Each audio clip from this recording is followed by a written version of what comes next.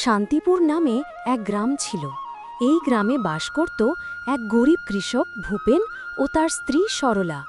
দুঃখ কষ্টেই তাদের দিন কাটত। একদিন মাটির ঘরে চুলায় রান্না করছিল ভূপেনের স্ত্রী সরলা। হঠাৎ দরজায় এসে ডাকাডাকি করে গ্রামের জমিদার শ্যামললাল। ভূপেন, অনেক হয়েছে তোর নাটক। আমার টাকা ফেরত দে। ফসল শেষ হয়েছে 1 মাস হয়ে গেল, অথচ আমার পাওনা মিটিয়ে দিলি না। কি বলেন জমিদার মশাই? আমি তো সেদিন ভাগ করে যা পাইলাম সবই আপনাকে শোধ করে দিয়ে আসলাম। আমার কাছে আর টাকা নাই দেওয়ার মতো। আর তাছাড়া আমি গত বছরেও টাকা একবারে সুদ করে দিয়েছি। দেরি করে টাকা ফেরত দিয়েছিস, কিন্তু এটার সুদ এখন 5 গুণ হয়েছে। সব আজকে ফেরত দে। 5 গুণ? আমি এত টাকা ফেরত দিতে পারবো না। আর গরিবের রক্ত খেয়ে আপনার কি লাভ হয়? মুখে মুখে তর্ক করিস? টাকা না পেলে তোর ঘরে যা কিছু আছে সব নিয়ে যাব, ঘরের তালা ঝুলে দিব। এই বলে জমিদার সেখান থেকে চলে যায় আর ফাঁদ খোঁজে কিভাবে ভূপেনকে বিপদে ফেলা যায়। এত গরিব কামলার এত সাহস! আমার মুখে মুখে তর্ক করে, আবার টাকা দিতেও অস্বীকার করে। ওরে একটা শিক্ষা দিব, যাতে গ্রামের অন্য গরিব লোকেরাও আমাকে দেখে ভয় পায়। তুমিই বলো, এই জীবনের কোনো মানে হয়? প্রতিদিন 2টো রুটির জন্য চিন্তা করতে হয়। বছরে নতুন কাপড়ও কপালে জোটে না। আমি জানি তুমি অনেক কষ্ট পাও, কিন্তু কি করব আমি? আমাদের জমি অল্প, তার মধ্যে সময় মতো বৃষ্টি হয় না। হ্যাঁ, সেটাই তো। তোমারই বা কি করার আছে? সবই আমার কপাল। আমি একদিন এমন কিছু করব, আমার অবস্থা বদলে যাবে। শুধু সময়ের অপেক্ষা। সরলা মন খারাপ করে চুলায় রান্না করে।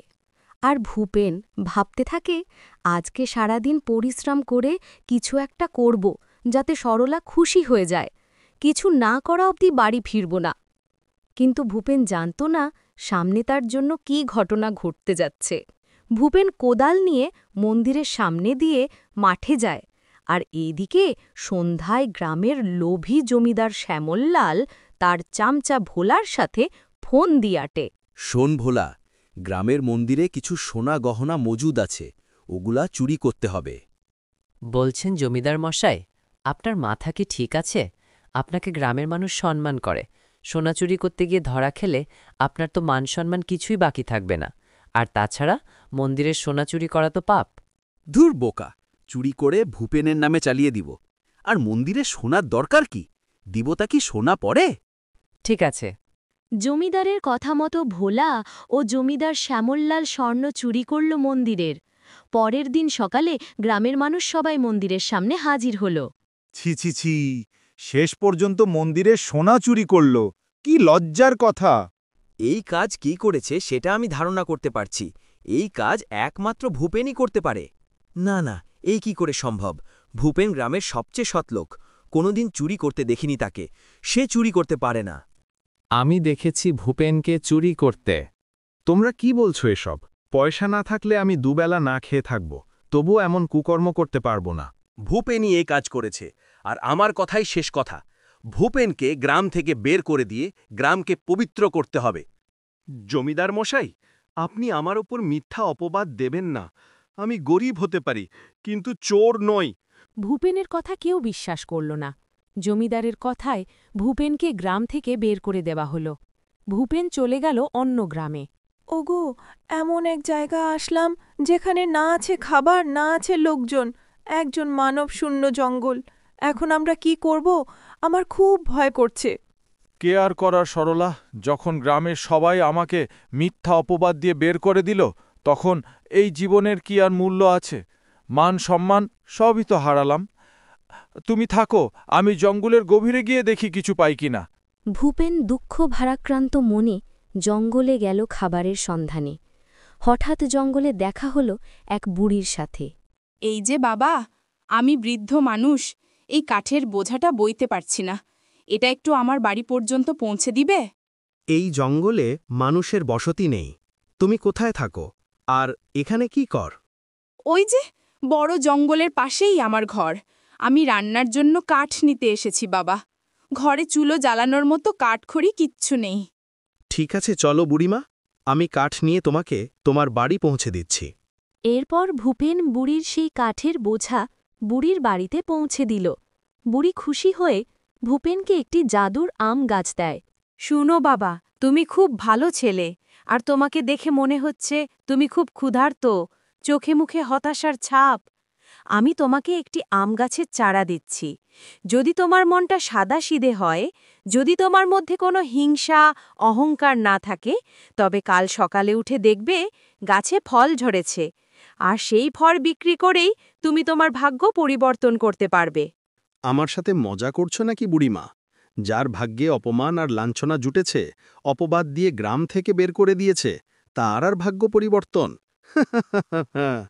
যদি তোমার ভিতরে সততা থাকে, তবে একদিন তোমার অবস্থা পরিবর্তন হবে, আর গ্রামে সম্মানের সহিত ফিরে যাবে।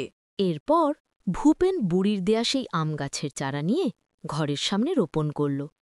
ভূপেন বিশ্বাস করতে পারছে না এই আমের চারা একদিনে পর বড় হবে আর একদিনের মধ্যেই আম ধরবে।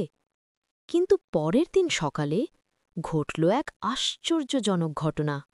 এ আমি কি দেখছি? ওগো, শুনছ? এ কি করে সম্ভব? এক রাতের মধ্যে এখানে গাছ এলো কোথায় থেকে? আর গাছে এত আম ধরল কিভাবে? আমি স্বপ্ন দেখছি না তো? না সরলা, তুমি সত্যি দেখছ। গতকাল এক বুড়িমা আমাকে একটি আমের চারা দিয়ে বলেছিল এটা রোপণ করতে, আর আমার মনের মধ্যে যদি সততা থাকে তাহলে এক রাতের মধ্যেই আম ধরবে। বুড়িমার কথা সত্যি হয়ে গেল। এই আম হাটে মেয়ে যাব, দেখি কেমন পয়সা পাওয়া যায়। পরের দিন ভূপেন আম নিয়ে হাটে গেল। আম এতটাই মিষ্টি যে হাটের সবাই কিনতে শুরু করল। আম কত করে কেজি গো? মিষ্টি হবে তো? এখনকার লোকেরা সব বদের হাড্ডি। মিষ্টি আমের কথা বলে টক আম দেয়, বাড়িতে নিয়ে গেলে বউয়ের প্যানপ্যানানি। উফ! খেয়ে দেখতে পারেন মশাই, মিষ্টি না হলে কিনতে হবে না। এই আম যদি টক হয়, পয়সা ফেরত দেব। ঠিক আছে, ঠিক আছে, দাও আমাকে দুশের। বিশ্বাস করে নিলাম বাপু। এভাবে প্রতিদিন আম বিক্রি করে অনেক টাকা আয় করল ভূপেন। এত আম বিক্রি করে তবুও গাছের আম কমে না। ভূপেন কিছুদিনের মধ্যে বিশাল বাড়ি বানাল। ও মা, এত সুন্দর বাড়ি! সত্যিই গো, আম গাছের চারা কি আমাদের জীবন বদলে দিল। কত কষ্ট করে চলেছি, কত অপমান সহ্য করেছি আমরা। এতদিন পর আমাদের ভাগ্য খুলেছে বুঝি? হ্যাঁ, সেদিনের সেই বুড়িমার দেওয়া আমের চারা আমাদের অবস্থা বদলে দিল। বুড়িমাকে আর খুঁজে পেলাম না, তার প্রতি আমরা কৃতজ্ঞ। ও বাবা ভূপেন, আমাকে স্মরণ করেছিস? আমি হাজির হয়েছি। বুড়িমা, তুমি বেঁচে আছো? কত খুঁজেছি তোমায়, কোথাও পাইনি। আমি তোর সঠিক সময়ের জন্য অপেক্ষা করছিলাম। সঠিক সময়? বুঝিয়ে বলো দেখিনি বুড়িমা। হ্যাঁ রে বাবা, সঠিক সময়। তোকে চোর অপবাদ দিয়ে গ্রাম থেকে বের করে দিয়েছিল যে জমিদার শ্যামললাল, সে আমার অভিশাপে পথে বসেছে। পাশের গ্রামের মোহনলালের কাছে টাকা দিয়েছিল ব্যবসা করার জন্য। মোহনলাল সব টাকা নিয়ে পালিয়ে গিয়েছে। এখন শ্যামললালের বড় অসুখ হয়েছে, চিকিৎসার টাকার জন্য জমিজমা সব বিক্রি করবে। তুই গ্রামে গিয়ে দেখবি মন্দিরের সামনে লোকজনকে তার জমি কেনার জন্য হাতে পায়ে ধরছে। তুই গিয়ে কিনে নিবি সব। বুড়ির কথা মতো ভূপেন গ্রামে ফিরে গেল। সেখানে গিয়ে দেখল জমিদার শ্যামললাল সত্যিই জমি বিক্রি করার জন্য লোকজনকে অনুরোধ করছে। তোমরা কে আছো আমার জমি নেয়ার মতো? অল্প দামে নিয়ে নাও। আজ আমি পথের ফকির, আমার জমি কিনে নাও তোমরা। টাকার অভাবে যে আমার চিকিৎসা হবে না। আমি কিনে নিতে পারি তোমার জমি, এমনকি 2 পয়সা বেশিও দিব, কিন্তু আমার একটা শর্ত আছে। তুই গরিব লোক, চুরির অপবাদে গ্রাম থেকে বের করে দিয়েছিলাম, তুই আবার এসেছিস? আমি আর সেই আগের গরিব ভূপেন নেই। আজ আমার অনেক ধন সম্পদ হয়েছে। যদি তুমি আজ সবার সামনে সত্যিটা বলো যে সেদিন মন্দিরের গহনা কে চুরি করেছিল, আমি নাকি অন্য কেউ, তোমার জমির মূল্য আমি 10 গুণ বেশি দিব। বলো, সত্যিটা বলো। বলছি বলছি সেদিন গহনা আমি চুরি করিয়েছিলাম আমার চামচা ভোলানাথকে দিয়ে। সেই অভিশাপেই আজকে আমি পথে বসেছি। শুনলে তো তোমরা, কে আসল চোর? মানুষ গরিব হলেই চোর হয় না। এরকম মুখোশধারী জমিদার চুরি করে ফাঁসিয়ে দেয় আমাদের মতো নিরীহ মানুষদের। জমিদারের ভণ্ডামির মুখোশ খুলে যায় এবং গ্রামবাসী জমিদারকে মারধর করে। এদিকে ভূপেন তার স্ত্রী সরলাকে নিয়ে পুনরায় নিজ গ্রামে সুখে শান্তিতে বসবাস করতে লাগল। সাথে সেই বুড়িও ভূপেন ও সরলার সাথে সারা জীবন থেকে গেল। তো বন্ধুরা, আজকের গল্প এই পর্যন্তই। গল্পটা ভালো লাগলে লাইক ও সাবস্ক্রাইব করবে। দেখা হবে পরবর্তী গল্পে। সে পর্যন্ত ভালো থেকো, সুস্থ থেকো। আল্লাহ হাফেজ।